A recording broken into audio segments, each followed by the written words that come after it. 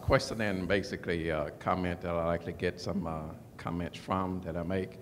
George Brown, City of Jackson, Mississippi. I've been attending small cell presentations for almost a year now when the plan first came out for small cell. Being a municipality, and we have to make sure that we control the status of our rights of way and the future build-out plans that exist. We hear the mention of so many small cells projected to be built within the next, let's say, the near future. And I don't think anybody has really looked at it from a holistic standpoint to realize what all of these particular small cell build-out would mean to a municipality. I've had a presentation from Verizon, and they were the first provider to come to us to present their plan. And basically, they said, we're just going to be truthful with you.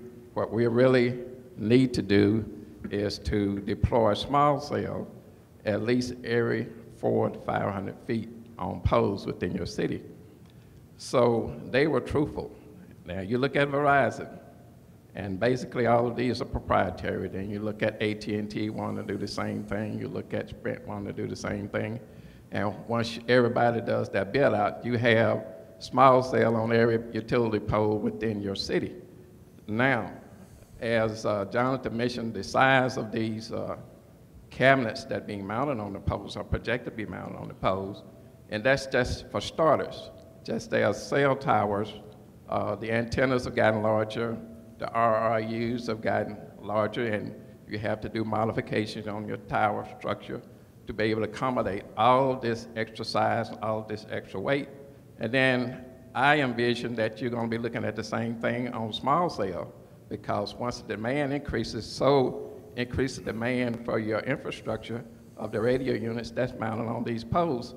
So you're looking at a big mess on all of on all of the utility poles that's inside your city. I'd like to comment on that. One of the issues you have to consider in a situation like that, and I agree with him, I think that we're going to have a tremendous number of small cells picketing pole to pole to pole. That's not necessarily bad if the deployment is rational, the designs are small, they're done like in London where they're painted to match the underlying poles, things like that. Really, one of the interesting impacts is going to be the impact on the roadways. Because in areas where there aren't overhead lines now, it's going to require new trenching. So coherent plans about how that's done so that you're not having the same roads dug up 4 or 5 times for additional scarring purposes for new fiber, that's going to be critical. So a lot of coordination is going to be necessary to make sure that there's a rational deployment that doesn't really damage the roadway, which has always been a tremendous concern for local governments. Yeah, and I'd add to that, I mean, there are a couple of issues, and one of them is very big in 6409, and I don't necessarily ask the panelists for their comments on it, and that has to do with, I mean, it's interesting because 6409 itself, ostensibly, there's virtually no legislative history on it. It was added to, at the last minute to a much, much larger bill. And it was wrong. Well, and ironically, when you read it the first time, it appears to be a move by the traditional wireless industry addressed at one of the large concerns of the wireless industry at the time was what I call the grandfather permitted use problem in a lot of jurisdictions where you had an existing tower, but it was in an area that had since been rezoned. And under a lot of local zoning ordinances, although that tower has a right to stay, any modification to it thereafterwards must get approval, and that was a thorn in the side of the wireless industry, understandably. But then in the rulemaking proceeding, in the comments, obviously for deployment reasons, small cell and DAS became a very big issue. And then the tug of war became, well, how can we apply 6409 to small cells and DAS? Now, when you read 6409 just the first time, because actually the DAS providers are very honest, and they're saying what we really need access to are utility poles and light poles in the street. Well, you don't really think of a utility pole or a light pole as being an existing wireless tower, but that becomes sort of the big tug of war because the emphasis has sort of switched more toward promoting DAS and small cell deployment. The other issue, and this is just the cynic side of me saying, it's not cynic, but it's just looking at it from a little bit of a different view, that is, the wireless industry is known for some time, and there's been huge wireless deployment in this country since '96, and it's accelerated ever since, notwithstanding these supposedly incredible obstacles placed by local zoning on it, according to what industry says.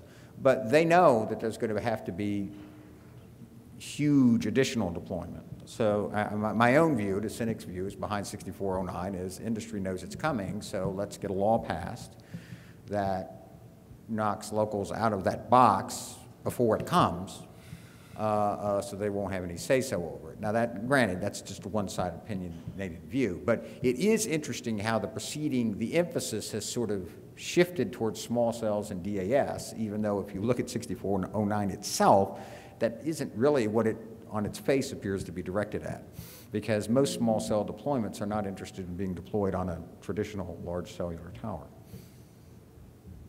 And would Lisa allow the small cell horizon deployment to happen if it turned out that 6409 made that a co-location eligible site outside of the Would turn it into an existing tower, which would then trigger the right of everyone else to go on, and you would have no denial approval over it whatsoever.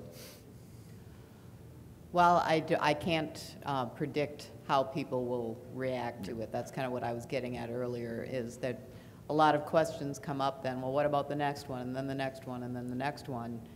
And, you know, I mean, I just have, you know, on principle, I do have a problem with the requirement that you must allow this, because I think that, you know, people are interested in better broadband coverage, but, you know, if a particular community is willing to wait for, you know, a new technology that's smaller, you know, I mean, they seem to be getting smaller and smaller.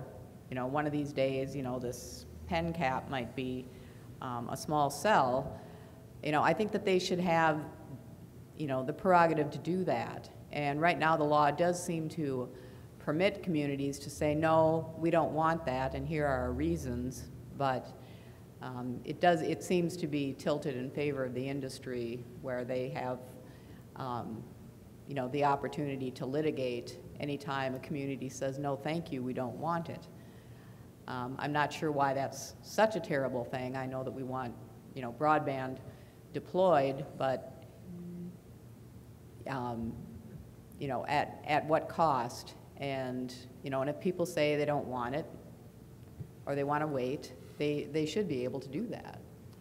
Well, and it's one of the peculiar things about 6409, and it's what happens when legislation gets drafted at the last minute, is it's very peculiarly worded, and I don't envy the FCC's problem in grappling with it, not just the obvious definitions, but it's sort of weirdly written in the sense of it says a locality